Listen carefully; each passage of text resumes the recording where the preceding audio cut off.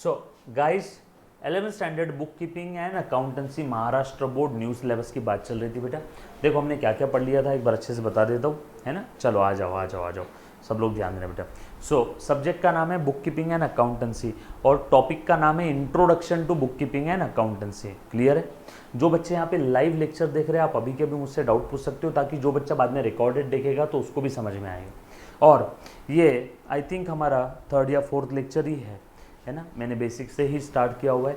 अगर किसी का कोई लेक्चर मिस हो गया तो आपके पास लेक्चर ऑफलाइन देखने का भी ऑप्शन है। क्लियर है ना। कोई भी चीज़ में तकलीफ आ रही है तो नीचे स्क्रीन पे नंबर दिया हुआ है 9822093220, आप इस पर कॉल या व्हाट्सएप कर सकते हो। ठीक है, चल आ जाओ बेटा, मैं आगे बढ़ रहा हूँ। So introduction to book keeping and accountancy, topic का नाम है, सब्जेक्ट का नाम है बुक कीपिंग एंड अकाउंटेंसी, है ना। प्यार से हम लोग इसको अकाउंटिंग बोलेंगे बेटा, आसान भाषा में बनाए। हाँ 11th प्रीमियम, नहीं 11th प्रीमियम, हाँ डन। चल बच्चों जस्ट सेकेंड,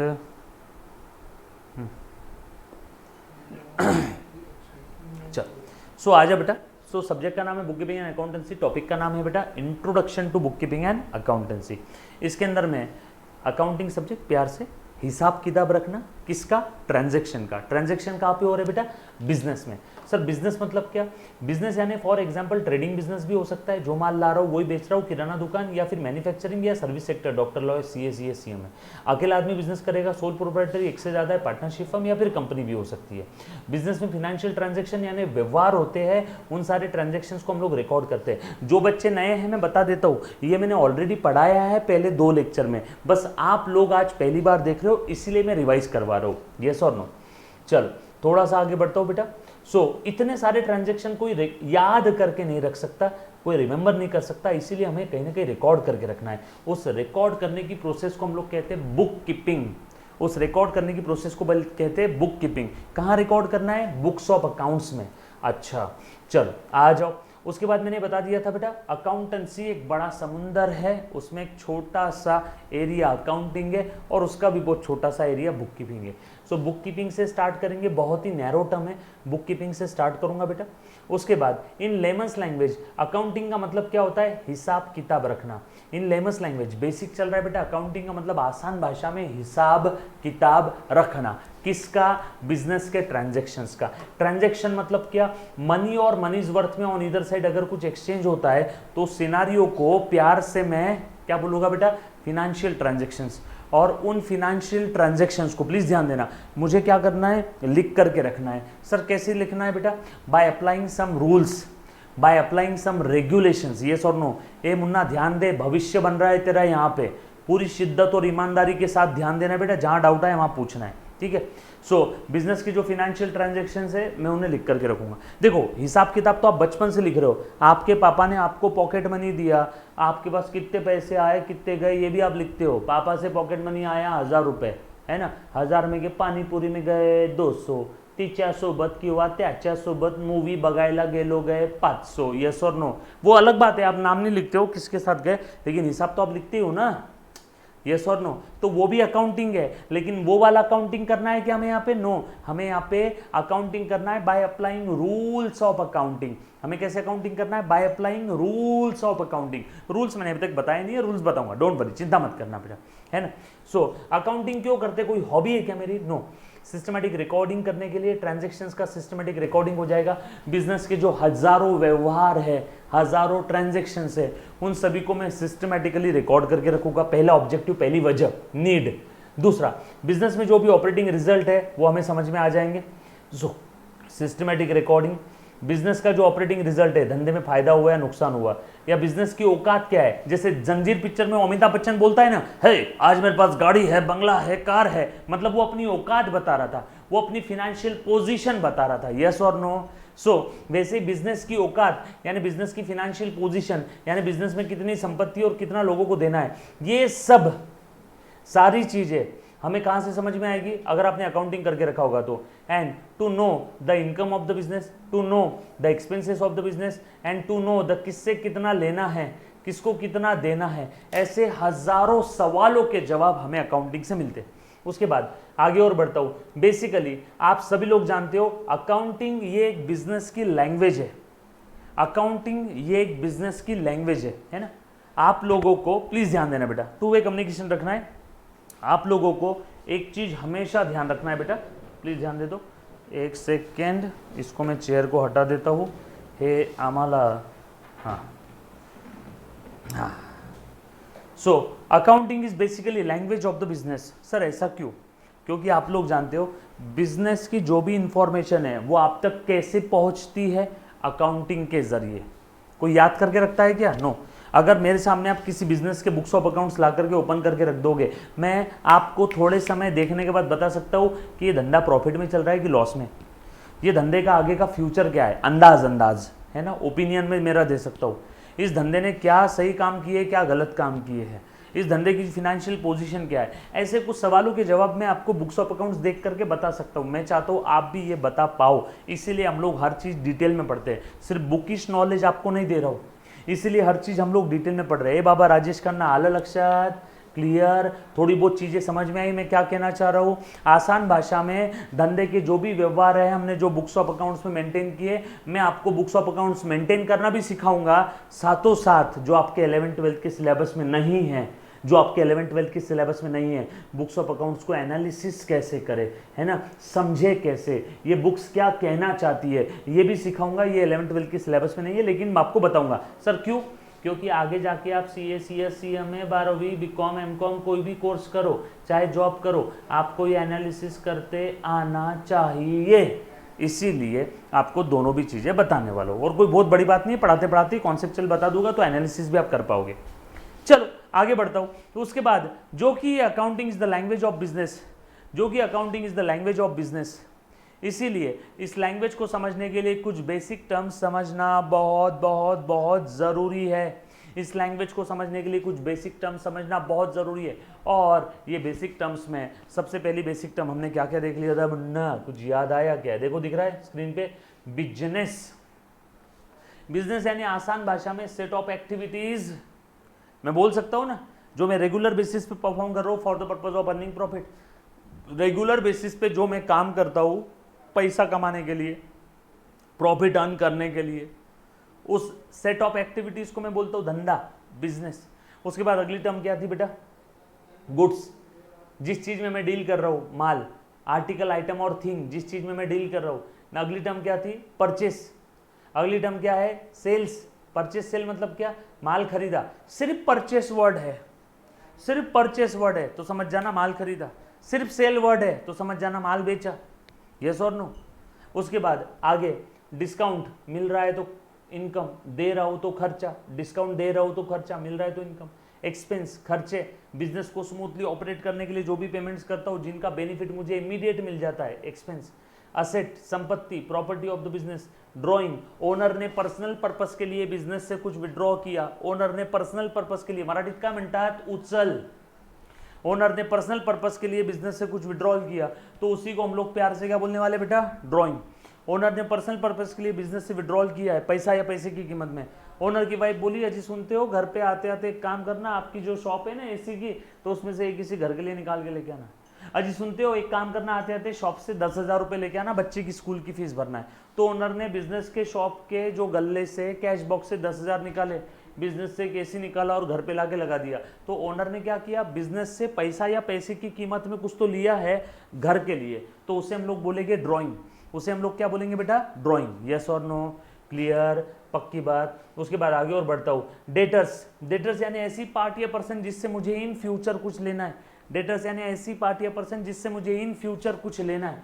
उसके बाद लॉसेस, आउटफ्लो हो गया, बिजनेस से कुछ चला गया लेकिन बेनिफिट कुछ मिला नहीं, लॉस। लाइबिलिटी, बिजनेस की ऑब्लिगेशंस है, जैसे बैंक लोन लाइबिलिटी है। उसके बाद कैपिटल, ओनर का जो कुछ बिजनेस में इन्वेस्टमेंट है उसे बोलते हैं कैपिटल, है ना। उसके बाद क्रेडिटर्स, अगर ऐसी कोई पार्टी है जिससे मुझे इन फ्यूचर कुछ लेना है उसको बोलेंगे डेटर। अपोजिट, ऐसी पार्टी है जिससे मुझे इन फ्यूचर कुछ देना है, मैंने बाहुबली से पैसे उधार लिए 10,000, मुझे बाहुबली को पैसा वापस करना है, Baahubali is my creditor. Yes और नो? मैंने कटप्पा मामा को पैसे उधार दिए, मुझे कटप्पा से पैसे लेना है, Kattappa is my debtor. Yes और नो? कुछ बातें समझ में आई क्या? क्लियर है? डन? इनकम, बिजनेस की जो भी मेरी ऑपरेटिंग रिसीट है, जैसे माल बेच रहा हूँ इनकम है, रेंट मिल रहा है इनकम है, इंटरेस्ट मिल रहा है इनकम है, गेन बैठे बिठाए आपको फायदा हो गया गेन, डन। उसके बाद ये कुछ टर्म है हमने लास्ट लेक्चर में समझी थी, सबसे पहली सबसे इंपॉर्टेंट कैपिटल और रेवेन्यू एक्सपेंस के बारे में। कैपिटल और रेवेन्यू एक्सपेंस सब लोग अच्छे से ध्यान देना, मोस्ट इंपॉर्टेंट हर एग्जाम में पूछा जाता है। अब तक जो भी मैंने पढ़ाया था वो मैंने रिवाइज कर दिया, यस और नो। जो बच्चों ने बैच लेट ज्वाइन किया, ये जो बच्चा ये लेक्चर पहली बार देख रहा है, मुन्ना तेरे पास इसके पहले के भी लेक्चर है, इसके पहले के लेक्चर एक बार शिद्दत और ईमानदारी के साथ देखना है ना, और यहाँ से आगे कंटिन्यू करना, बट पहले के भी लेक्चर देखना है, बगैर देखे प्लीज़ आगे के लेक्चर मत देखो। यहाँ तक किसी बच्चे को अगर कोई तकलीफ है तो प्लीज़ एक बार पूछो, any students any kind of doubt, any student any kind of doubt, clear, पक्का, डन, चलो आगे, एनीबडी, हेलो देयर, पक्का, done done done done done, no doubt no doubt. देखो नो डाउट है तो एनडी लिख दो, है, डाउट है तो डाउट पूछ लो, सब लोग साथ में मिलना। चलो आगे बढ़े हम लोग, पक्की बात। सो आज सर इन टर्म्स के डेफिनेशन लिखना है क्या? नो दर्शन, अभी लिखने की ज़रूरत नहीं है, अभी लिखने की ज़रूरत नहीं है। चलो आ जाओ, कैपिटल एंड रेवेन्यू एक्सपेंडिचर बता दूँ एक बार। यस, एक बच्ची बोल रही है सर कैपिटल रेवेन्यू एक्सपेंडिचर बताओ। जी हाँ मैम, बिल्कुल बताऊंगा, क्यों नहीं बताऊंगा, बिल्कुल बताने वाला हूँ। ओके देन आ जाओ। So capital and revenue expenditure, अब ये क्या चीज़ है समझो, और आज हम लोग इसके आगे की भी ये टर्म समझ लेंगे, है ना, तो और ये आगे वापस आने भी वाली है वैसे भी। चलो देखो अच्छे से ध्यान देना, आप कैपिटल रेवेन्यू एक्सपेंस की मैं बात कर रहा हूँ, प्लीज़ ध्यान दे बेटा, आ जाओ। सो मैंने एक असेट परचेस किया कहाँ से? लंदन से। मैंने एक असेट परचेस किया कहाँ से? लंदन से। 10 लाख रुपए इंडियन करेंसी में उसका प्राइस था। कब खरीदा? 1 जनवरी को। असेट परचेस किया लंदन से, कब खरीदा? 1 जनवरी को, 10 लाख रुपए प्राइस था, यस और नो। अब उस असेट को इंडिया में लेकर आने के लिए 1 महीना लग गया और ट्रांसपोर्ट चार्जेस लग गए, टीसी, ड्यूटीज़ एंड टैक्सेस, सरकार को ड्यूटी दिया, टैक्सेस दिए, DUTY ड्यूटी, टैक्सेस, इंस्टॉलेशन का खर्चा दिया, और 1 जनवरी को असेट खरीदा था, 1 फरवरी को असेट रेडी फॉर यूज़ है। एक्चुअल यूज़ किया नहीं किया वो बात की बात है, रेडी फॉर यूज़ है। एक्चुअल यूज़ किया नहीं किया बात की बात है, रेडी फॉर यूज़ है। सो 1 जनवरी को असेट परचेस किया, 1 फरवरी को असेट रेडी फॉर यूज़ है। 1 जनवरी से 1 फरवरी असेट के लिए कौन कौन से खर्चे किए? 10 लाख में खरीदा था, 1 लाख रुपए transport charges, duties and taxes से 1 लाख, इंस्टॉलेशन चार्जेस से 1 लाख, टोटल खरीदने से लेके रेडी फॉर यूज़ करने तक, खरीदने से लेके रेडी फॉर यूज़ करने तक, खरीदने से लेके रेडी फॉर यूज़ करने तक कितना खर्चा हुआ? टोटल 13 लाख रुपए। खरीदने से लेके रेडी फॉर यूज़ करने तक कितना खर्चा हुआ? 13 लाख। तो ये आंख बंद करके कैपिटल एक्सपेंडिचर है। All necessary expense incur to make that asset ready for use, ready for its intended use, जिस पर्पस के लिए हम लोग लाए थे, इंटेंशन वो ही पर्पस के लिए है ना। असेट को रेडी फॉर यूज करने के लिए जो भी खर्चे लगे उन सारे खर्चों को हम लोग प्यार से कैपिटल एक्सपेंडिचर बोलेंगे, बराबर है, अच्छे से ध्यान देना, बराबर। सर कैपिटल एक्सपेंडिचर बेसिकली क्या होता है, मतलब प्लीज ध्यान दे दो। असेट को रेडी फॉर यूज करने के लिए हमने जो भी खर्चे असेट के लिए लगाए ना, वो सारे खर्चे असेट की वैल्यू में ऐड करने की प्रोसेस को कहते हैं कैपिटलाइजेशन। असेट था 10 लाख का, रेडी फॉर यूज करने तक के और लग गए 3 लाख, 10 और 3 कितने हो गए? 13। देखो 10 में ये 1 लाख, ये 1 लाख और ये 1 लाख, तीनों 1-1 लाख ऐड कर दिए, तो 10 और 3 कितने हो गए? 13। तो ये असेट की कॉस्ट में जो एक्सपेंस ऐड किए ना, इस प्रोसेस को कहते हैं कैपिटलाइजेशन, कैपिटलाइजेशन, बराबर है। इसीलिए ये सारे खर्चे कौन से हो गए? Capital expenditure. सो असेट खरीदने से लेके रेडी फॉर यूज करने तक के जो भी खर्चे नेसेसरी खर्चे, जो भी नेसेसरी खर्चे असेट के लिए इनकर करते हैं, वो सारे खर्चे असेट की कॉस्ट में ऐड कर दो। नेसेसरी खर्चे, हाँ, असेट को लेकर आ रहे थे यहाँ पे और रास्ते में कटरीना कैफ मिली, कटरीना कैफ को हमने बोला कि इस असेट के उद्घाटन के लिए तू आ जा, उसको दिए 50 लाख, तो क्या वो नेसेसरी खर्चा है क्या? नो। इनॉग्रेशन एक्सपेंस नेसेसरी खर्चा है क्या? नो, वो तो आपके शौक है जो आपने कटरीना को बुलवाया। क्लियर, पक्की बात। So all necessary expense incurred, asset को रेडी फॉर यूज करने तक के जो भी नेसेसरी खर्चे, वो सारे खर्चे असेट की कॉस्ट में ऐड करते हैं, और इस ऐड करने की प्रोसेस को कहते हैं कैपिटलाइजेशन। इसीलिए ये सारे खर्चे कौन से हो गए? Capital expenditure. अब एक बार असेट रेडी फॉर यूज हो गई, खरीदने से लेके रेडी फॉर यूज करने तक। अब रेडी फॉर यूज के बाद ये असेट की लाइफ शुरू हो गई। तो during the life of the asset भी असेट पे खर्चे होते हैं। असेट यूज कर रहे थे, असेट की लाइफ शुरू हो गई, असेट यूज कर रहे थे, खराब हो गई, रिपेयर किया, रिपेयर में 1 लाख का खर्चा आ गया। असेट यूज कर रहे थे, सर्विसिंग करवाना पड़ा। असेट यूज कर रहे थे, पार्ट खराब हो गया, पार्ट रिप्लेस किया, ये भी कुछ खर्चे लगे। तो क्या ये भी खर्चे सर असेट की कॉस्ट में ऐड कर देना है क्या? क्या ये भी कैपिटल एक्सपेंडिचर है क्या? रुको, जब भी हम लोग असेट को यूज करते हैं तो उस समय सारे खर्चे असेट की कॉस्ट में, यूज करते समय असेट के लिए जो भी खर्चा किया, असेट को यूज करते समय, असेट खरीदने से लेकर रेडी फॉर यूज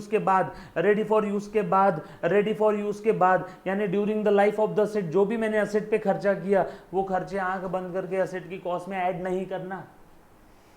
अब ये रेडी फॉर यूज के बाद यानी during the life of the asset के जो भी खर्चे, वो कैपिटल है कि रेवेन्यू है, ये कैसे पहचानना? ये पहचानने के लिए असेट को एक सवाल पूछो, हे असेट बता, during the life of the asset जो भी खर्चे इनकर किए असेट के लिए, वो असेट कैपिटल है या रेवेन्यू? कैसे पहचानना? उस असेट को सवाल पूछना, हे असेट बता, क्या उन खर्चों की वजह से तेरी कैपेसिटी, तेरी कैपेबिलिटी, तेरी इफिशियंसी या तेरे परफॉर्मेंस में इंप्रूवमेंट हुआ है क्या? कैपेसिटी, कैपेबिलिटी, इफिशियंसी या परफॉर्मेंस अगर इंप्रूव हुआ है तो वो रहेंगे कैपिटल एक्सपेंडिचर, अदरवाइज वो क्या रहेंगे? Revenue expenditure.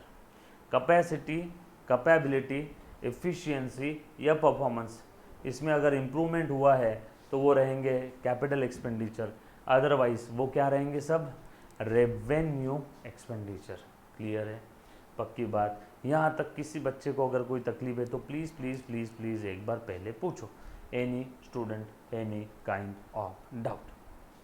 अब जैसे फॉर एग्जाम्पल असेट की लाइफ में असेट को रिपेयर किया, असेट को सर्विस करवाया, असेट का पार्ट बदलवाया, ये 1-1 लाख का खर्चा आ गया, क्या ये कैपिटल एक्सपेंडिचर है क्या? नो, ये रेवेन्यू एक्सपेंडिचर है। सर क्यों रेवेन्यू है? मैं बताता हूँ।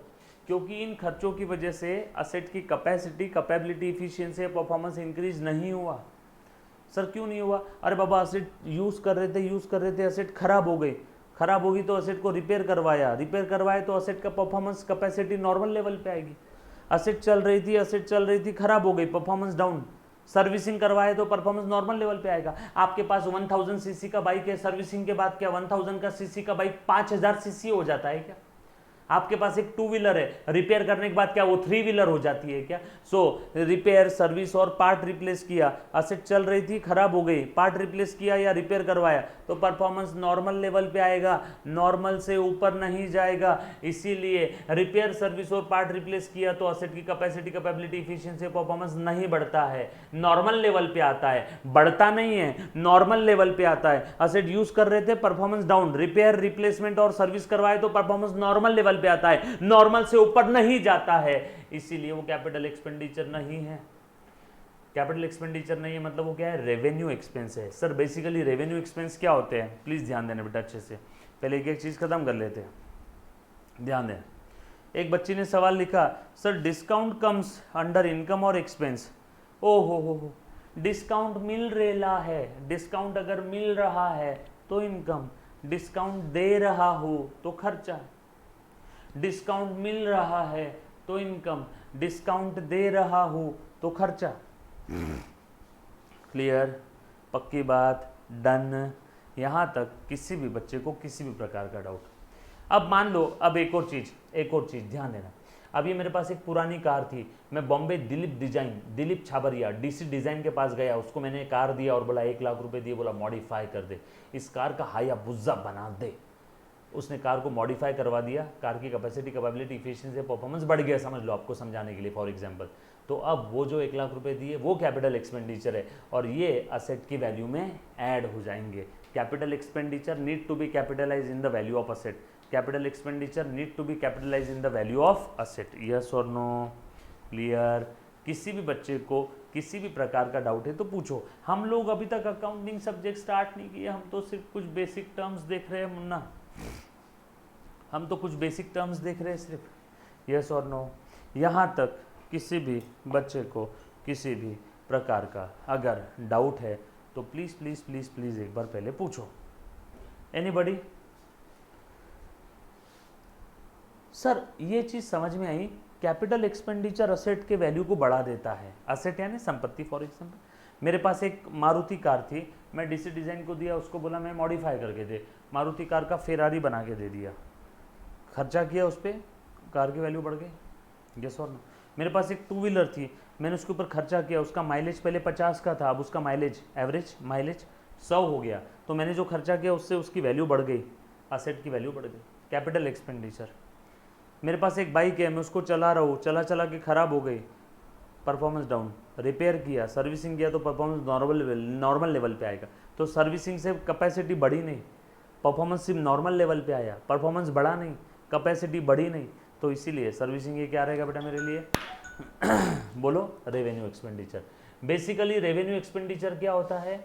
जो बिजनेस को रेवेन्यू जनरेट करने में मदद करता है। यस मृणाल, एक बच्ची सवाल पूछना चाह रही है, बोल बेटा।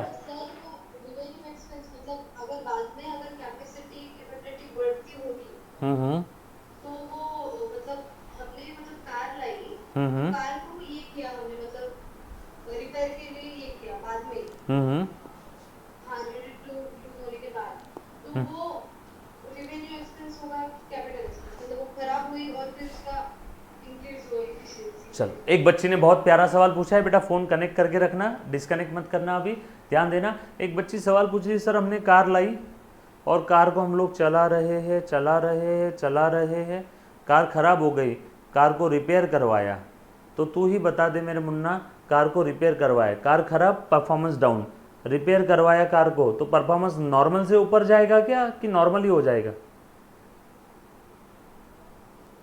कार चला रहे हैं, मारुति 800 है, कार खराब हो गई, उसको रिपेयर करवाया तो मारुति 800 या 800 सीसी की गाड़ी क्या 1000 सीसी हो जाएगी? नो, नॉर्मल लेवल पे आएगा। कैसे आएगा? नॉर्मल लेवल पे, नॉर्मल लेवल पे। नॉर्मल से ऊपर गया? नो। इम्प्रूव हुआ? नो। जो खराब हो गया, परफॉर्मेंस डाउन, तो रिपेयर सर्विसिंग की वजह से परफॉर्मेंस नॉर्मल लेवल पे आता है, नॉर्मल से ऊपर नहीं जाता है। नॉर्मल से ऊपर अगर जाता था तो कैपिटल एक्सपेंडिचर रहता था। जब भी आप असेट पे कोई खर्चा करते हो तो उस असेट को सवाल पूछो, हे असेट बता, क्या इस खर्चे की वजह से तेरी कैपेसिटी, तेरी कैपेबिलिटी, तेरा इफिशिएंसी या परफॉर्मेंस, चारों में से कोई एक भी चीज नॉर्मल के ऊपर अगर जाती है तो कैपिटल एक्सपेंडिचर, अदरवाइज रेवेन्यू। और कोई बेटा? और कोई एनीबॉडी? ओके, एक बच्चे ने और एक सवाल पूछा है, जस्ट सेकेंड। हाँ यस, बोलो बेटा, एक बच्चे ने और सवाल पूछा है, यो बोलो मैम, बोलो। जो कार है उसको सर्विस किया, ठीक है, और सर्विसिंग के दौरान मैंने उसमें और एक पार्ट ऐड किया, तो फिर वो पार्ट का कैपिटल एक्सपेंडिचर हो जाएगा। बिल्कुल सही बोला इस बच्ची ने, इसको बोलते महाराष्ट्र का डायमंड।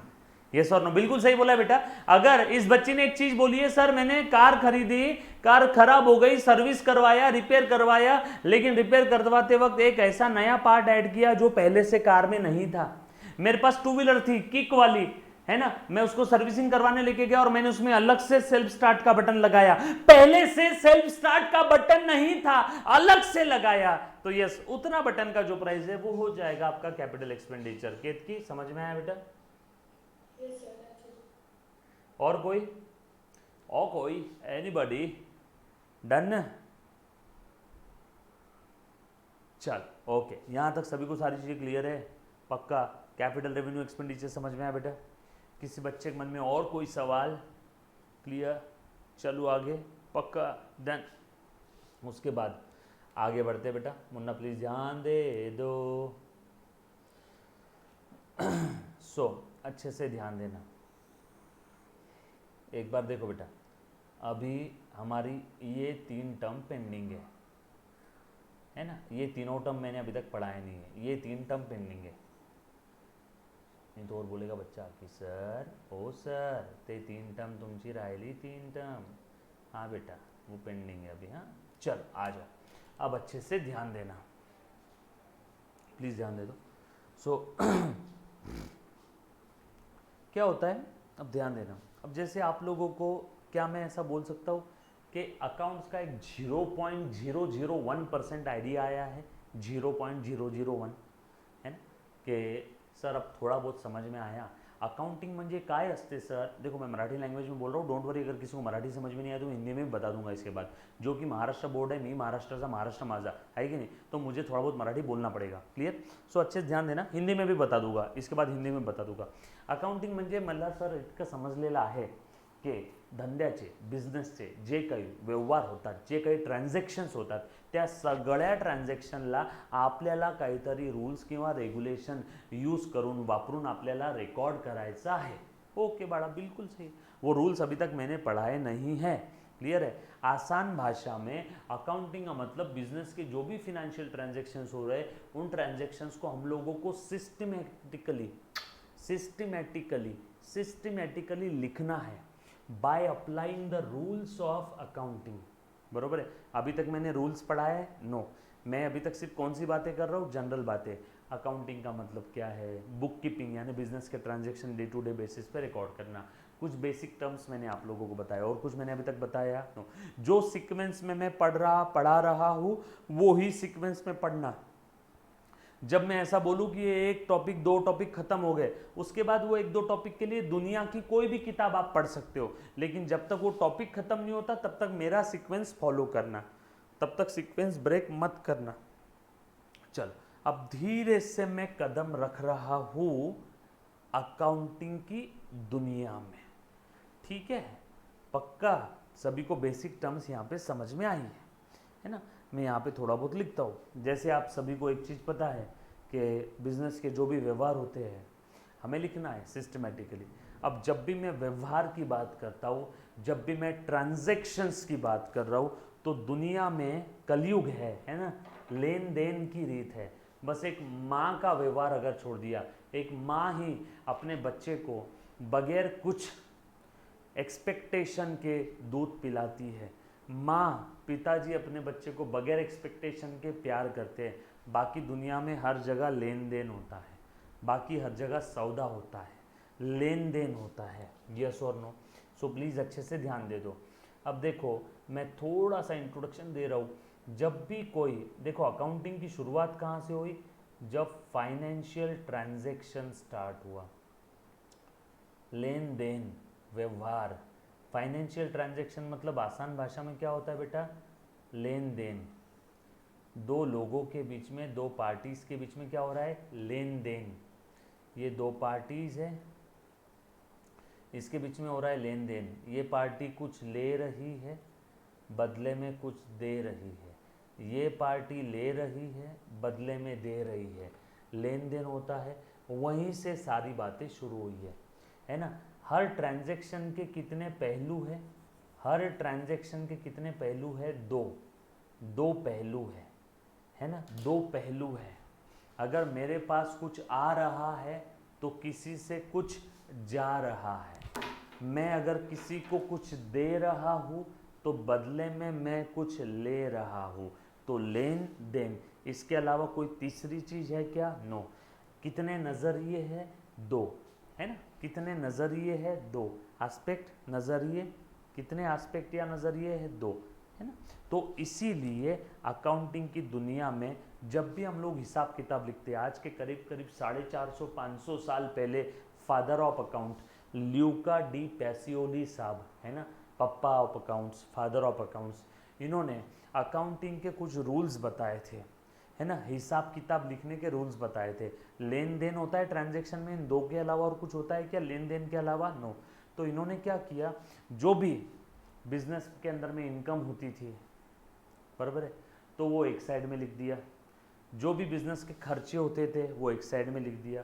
इस साइड में लिख दिया इनकम समझ लो, इस साइड में लिख दिया खर्चे, राइट साइड में लिख दिया इनकम, जो कि वो लैटिन थे, है ना, लैटिन टर्म है ना। राइट साइड में लिखा उन्होंने इनकम, तो क्रेडायर विच मीन्स टू राइट, है ना, which means to write, RIGHT right, सीधा हाथ, क्रेडायर। तो वहाँ से टर्म पैदा हुई क्रेडिट, CREDIT, क्रेडिट।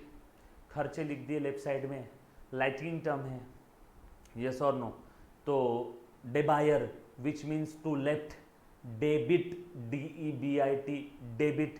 यहाँ से क्रेडिट डेबिट, डेबिट क्रेडिट का उगम स्थान है। छोड़ो, हम लोगों को ये नहीं पूछेंगे कि डेबिट क्रेडिट कहाँ से पैदा हुए, बस आपके नॉलेज के लिए बता रहा हूँ। इसके बारे में डिटेल जानकारी हम लोग देखेंगे नेक्स्ट लेक्चर में। डन।